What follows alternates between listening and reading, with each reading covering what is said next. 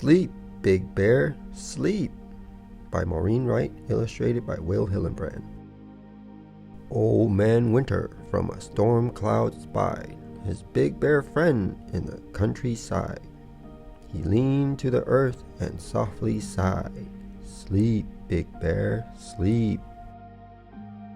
But Big Bear didn't hear very well. He couldn't sleep in his den in the dell. He thought he heard as twilight fell, "Drive a jeep, Big Bear, drive a jeep." So Big Bear yawned as he drove around in a jeep on a road just south of town. But after a while he stopped in a park. An old man whispered as it grew dark, "Sleep, Big Bear, sleep." But Big Bear didn't hear very well. He couldn't sleep in his den in the dell.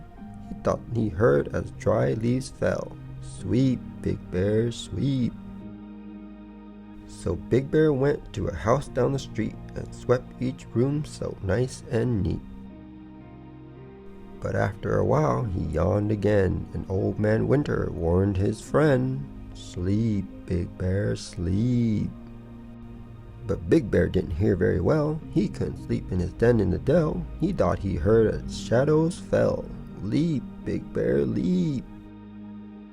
So Big Bear found a frog he knew and played leapfrog while the cold wind blew, till all at once he fell to the ground. The wind through the trees was the only sound, and Old Man Winter said with a frown, "Sleep, Big Bear, sleep."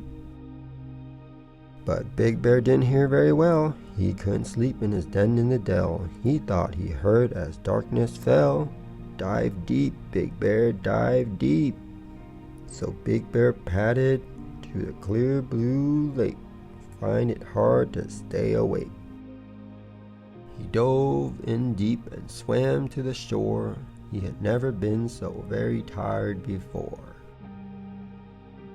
His head dropped down and he let out a snore, and Old Man Winter said once more, "Sleep, Big Bear, sleep."